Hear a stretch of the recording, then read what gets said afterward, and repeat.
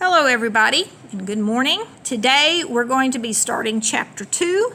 We're going to be looking at motion in one dimension. That is motion along a straight line because a straight line is only one dimension. All right, before we start looking at the motion itself, there are some terms we're going to define about where this topic, motion in one dimension, falls in the realm of the study of physics. Well, whenever we're looking at physics, physics is divided up into several big branches. For example, there's a branch called waves and optics, and there's a branch for electromagnetism. There's a branch for fluid dynamics, a branch for thermal dynamics, a branch for nuclear physics. The branch that we're studying when we look at the motion of objects is called mechanics. Mechanics. And in mechanics, we try to do two things. We try to describe and explain the motion that we observe. Okay? The motion of the objects that we observe. Describe and explain. Okay? Oh, I think that should be describes and explains because of the verb agreement. Let's see, branch describes and yes, okay, so it should be describes and explains. Now, we can break mechanics further into two subtopics. The description of the motion, which is what we have to learn to do first, is called kinematics. In kinematics, all we're trying to do is describe the motion we observe. And interestingly enough, the language for the description of motion is math, which is why today we're going to be looking at the mathematical description of motion. Now, the part of mechanics that explains the motion, which uses a discussion of the forces that cause the motion, this is dynamics. So dynamics uses a discussion of forces to explain the motion that we see taking place. All right, so today we're starting with kinematics. We're going to learn first how to describe motion, because before you can do anything in explaining a physical phenomenon, first you got to be able to describe what you're looking at. So, in kinematics, there are two ways that we can describe motion. One is using scalar quantities, the other vector quantities. Okay, now we have been talking about vector quantities, but let's look at this word scalar. A scalar quantity is simply any quantity that has, or in this case, quantities have magnitude only. Okay, magnitude only. Now, if you remember, the word magnitude means the size, which is represented by a numerical measurement. Okay, so scalar quantities have size only. They do not have a direction. Some examples would be time and mass, distance, speed, and even energy. And of course there are others, but we only need a few examples right there. So scalar quantities, they have magnitude only. They are described only by how big they are. 10 kilograms of mass, 1.5 hours of time, 3 meters of distance, 10 meters per second of speed, 1,000 joules of energy. Those are sizes only. So these quantities are described only by their size. Okay? Oh, you couldn't see that, could you? I'm sorry. There you go. Vector quantities, on the other hand, have both magnitude or size and they have direction as well. Magnitude and direction. And some examples would be displacement, which, if you'll remember from the videos this summer, can be very different from distance in its description. So displacement, velocity is another one, which again can be so many people think speed and velocity are the same thing. No, for the same motion, they can be very different descriptions. Another one would be acceleration, which we'll be talking about today. Force,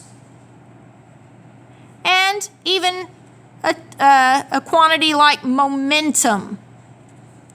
Momentum. Okay, all of those are vector quantities. They're described by both a numerical value for their magnitude and a direction where they point. Okay, now that we see there are two different kinds of quantities by which we can describe the motion, we have to understand we can only use one description at a time. So we'll either describe it using scalars or we describe it using vectors, one or the other.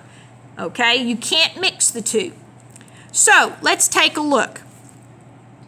The simplest description to use for an object would be its location. You first have to locate where the object is. For scalar motion, that would be its place. X, and yes, X does mark the spot. How about that? But if we're going to use a vector quantity to describe location, we would use position, which is also an X, but we put the vector symbol on it. Now, what's the difference? Well, this could be like an object that you would describe as 3 meters away from you. This could be an object 3 meters north of you.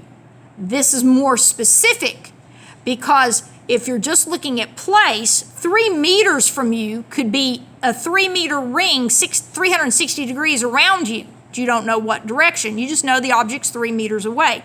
This, if you said 3 meters north, that's very specific. Now, what if your object changes location? Whenever we have a change in something, we use the delta symbol, remember? Okay? And mathematically, that would be a difference, and we'll answer that question in a minute. But change in location would be change in place, or delta x. You go from one place to another.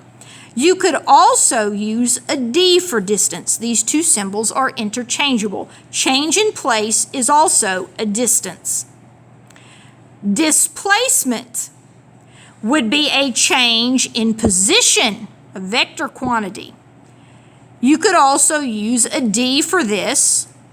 You just need to put the vector symbol on it, and these two are interchangeable. Now, what's the difference? Again, the distance is along a path, and the path does not have to be a straight path. It's simply how far you have traveled along whatever path you're taking. On the other hand, displacement is a straight line drawn between the beginning and end points of the motion. So if you undergo a change in position or a displacement, it could actually be very different from distance, especially if the path you followed curves or meanders around. Then the straight line between the beginning and end points can be very different from the actual path length traveled. All right, now let's talk about speed and velocity. These are what we call rates, rates of change in location. And we need to first define the term rate so everybody understands what we're talking about. A rate is a special type of quantity in physics, in science, period. A rate is any ratio that has time in the denominator. If you see a ratio with time in the denominator, and I mean only time, that ratio is a rate. It's how fast something is taking place, but it's not necessarily a speed or velocity. There are many rates in physics. So how do we distinguish between one rate and another rate? We look at what's in the numerator. Look at these two examples. Power is the rate, a ratio with a time in the denominator. It's the rate of work done. Work goes in the numerator. On the other hand, current is an entirely different rate. Current is the rate of charge flow through a conductor. We use a Q for charge. So both of those are rates, and we distinguish them by what's in the numerator. This is the rate of work done. This is the rate of charge flow. So now how do we define speed and velocity? Well, they're rates also, but they're rates of change in location. In this case, speed, the scalar quantity, is the rate of change in place. Or, if you'd rather write it this way, the rate of distance traveled. Both of those are interchangeable. Velocity, on the other hand, which is a vector quantity, also being a rate, we distinguish with a different numerator. Instead of change in place or distance, we would use change in position or displacement, rate of displacement. Now, they look the same, but they can be vastly different because remember, distance and displacement can be very different for the same motion. So that means the speed and the velocity can be very different for the same motion. Okay, now, what happens if your speed or your velocity are not constant? What happens if they're changing? Well, then we talk about the rate of change in motion or acceleration. Acceleration is described as the change in speed per unit time, the rate of change in speed. And that would be VF minus V sub O, but we'll get to that in a minute. The vectors would be rate of change in velocity. And again, because velocity and speed can be very different when they change, your acceleration description can be different from scalar to vector. Okay? All right, now, some questions we need to answer. What does that delta mean mathematically? Well, delta means to subtract, if you'll remember from math. Okay, so that means if you have delta x, that's going to be the final, and sometimes they don't put the f there, they just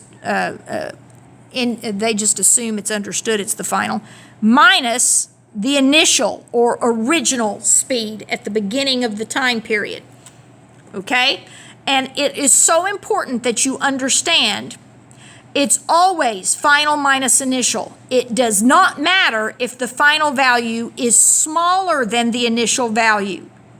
If you do it the other way around, you will not come out with the right algebraic sign. And in physics, if these are vectors, the algebraic sign represents a direction. So if you do it backwards, if you subtract backwards, you're going to get the wrong sign, the wrong direction for your answer. So always the final minus the initial, without fail. Now, what does the term uniform mean? A lot of times you will see acceleration that's called uniform acceleration, although I think your author of your textbook uses the word constant, but I'm a little bit leery of using the word constant because it can be confusing, whereas uniform is a little more specific. I like it better. Uniform means consistent, doesn't it? So if we talk about uniform acceleration, what we're talking about is an acceleration value that stays the same. It stays the same value. So, for example, if you're on Manatee Avenue and you're at a red light and the light turns green, Well, initially your velocity is 0, but you push down harder on the accelerator, the gas pedal, and let's say that your acceleration rate for how hard you're pushing on the accelerator is going to be 2 meters per second each second of travel. Well, that means the first second, by the end of the first second, you'll be traveling at 2 meters per second. By the end of the next second, you'll be traveling 4 meters per second. By the end of the third second, you'll be traveling 6 meters per second because your increment of increase in velocity, your delta V, is 2. I call it the increment of acceleration. It's what you're adding to your velocity to increase it. And if it's the same value, if it's the same increment every second, it's a uniform acceleration. Okay? Now, what's the difference between acceleration and deceleration? Well, acceleration, and I'm sure you probably already realize this, but we're just going to make sure everybody's on the same page. Doesn't hurt to write it down. Acceleration increases the magnitude of the velocity. It increases it. How does it do that? Well, we're about to see. Let's suppose that you're on Manatee Avenue and you're going east toward downtown. Okay, there's your velocity. And you want to accelerate. Maybe you were at a red light, or maybe you're trying to pass someone. Okay, you want to accelerate. In order to make your velocity vector bigger, because the length of the arrow represents how fast you're going. Where it points, east, tells you which way you're going, but the length of the arrow is how fast you're going. If you want to increase the length of your arrow, then your acceleration vector must point the same direction. It's that collinear vector stuff. In order to make a vector bigger, when you have to add to it, and what you add must be in the same direction. So if you're accelerating at 2 meters per second each second, then the 2 would represent the size of this arrow, and every second you're going to add one of these to this. So that's going to make this vector get bigger and bigger and bigger. So you accelerate. Likewise, if you turn around and you go west on Manatee Avenue and you want to accelerate, now which way must your acceleration vector point? It must also point west in order to increase the magnitude of your velocity, because you're going to add that increment to this velocity every second. One increment gets added each second, whatever value the increment is. That's acceleration.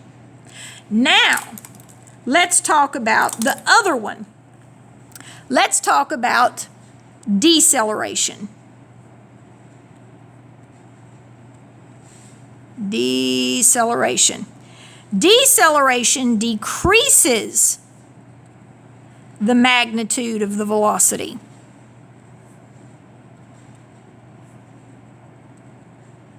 Whoops, let's get the I in there. Okay, so let's think about this. And I'm going to separate our pictures here so we don't, there we go, that helps. That sort of visually separates them. So let's talk about if we're going east on Manatee Avenue again, and we look up ahead and we see, oh, the light's yellow, I'm not going to make it. I have to slow down to a stop. So you want to decelerate, you want to slow down, and you're going to do it by uniform increments. Which way does your acceleration increment need to point in order to decrease the size of your velocity? Collinear vectors, it needs to point the opposite way so that it subtracts from the velocity. So every second, you're going to subtract one of those from your velocity until there's no more velocity left. All right? If you're going the other way on Manatee Avenue, again, if you want to slow down, then your acceleration vector needs to point the opposite way so that it takes away from, it subtracts from your velocity. So notice, in order to accelerate, they have to point the same way to make the velocity bigger. If you want to slow down or decelerate, they have to point opposite directions in order to decelerate. You have to take away from the velocity, subtract. Okay? That's a pretty neat idea. Okay, but uniform simply means that that increment each second is always going to be the same increment. Now, is there such a thing as a non-uniform acceleration? Sure there is, but we don't typically look at non-uniform accelerations. Accelerations where the increment is not exactly the same every moment. It changes. Why don't we do that? Well, because it requires the use of calculus. And this is not a calculus-based course. It's a trig-based course. So we don't typically look at non-uniform acceleration. All right, now let's see mathematically how we can use constant velocity and acceleration to solve problems. Well, we know that the definition from up above for either constant speed or constant velocity looks like this. If we put the vector symbols on, it's definitely velocity. I wish my computer would put those on for me and I wouldn't have to do it all the time. All right, so constant velocity, rate of change in position. But if your velocity is not constant, if you're accelerating, we have to use this one. Acceleration is rate of change in velocity. Okay? How do you know which one to use? Well, simple. You read the problem. You read and analyze the problem. We're going to do two examples here. Look at the first one. Always read the problem through first, at least once, maybe more. When the traffic light turns green, a car starts from rest and accelerates forward for 15 seconds. The car reaches a speed of 20 meters per second. Determine the acceleration of the car. All right, so we've read the problem. What's going on? Our object of focus is a car. All right? The car is going to accelerate. We know that because they actually ask us to find the acceleration. So, yeah, acceleration. That's what we want to find. So, I mark that down. That's what we want. Now, what do we know? Well, I do see two numbers here. I see a 15 seconds and I see a 20 meters per second. We need to identify those. So, 15 seconds. Seconds is a measure of time, so that must be the time period during which the acceleration takes place. 20 meters per second is a measure of speed. So this has to be a speed, but if we're looking for acceleration, is it the initial or the final? Which one is it? Well, look what it says. It says the car reaches a speed of 20 meters per second. That indicates to me that we were traveling something else earlier and we end up with this. So this is the final speed, okay? Well, we got a problem. There's no more numbers, but yet we need to know the initial velocity. Well, here's where you've got to understand a lot of times in physics, they don't actually give you the numerical information in numerical form. They'll tell you in words, and that's what they did right here. The car starts from rest. We know rest means an initial speed of 0. Aha! So, now we've got V sub O, we've got V sub F, we've got T, we want A, and of course because we're accelerating, we have to use this formula. This is for constant velocity, which we don't have here. So this is it. So we're going to say A equals V sub F minus V sub O over T. We're going to chuck in 20 meters per second and subtract nothing. That's easy. And divide by 15 seconds. Don't forget your units. All right.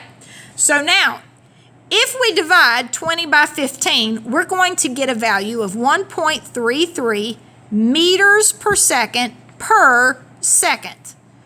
Okay, now that looks like a real pain in the butt to write all the time. And it is, which is why the units for acceleration are a little bit different.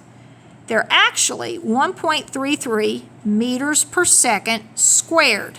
And you might be thinking right now, Mrs. Pepitone, why is the S squared? Don't they cancel out? No, they don't. No, they don't. Look over here. I'm going to show you. You have a ratio on top, meters per second, and you're dividing it by a whole seconds, which you can look at as a ratio with 1 in the denominator. Aha!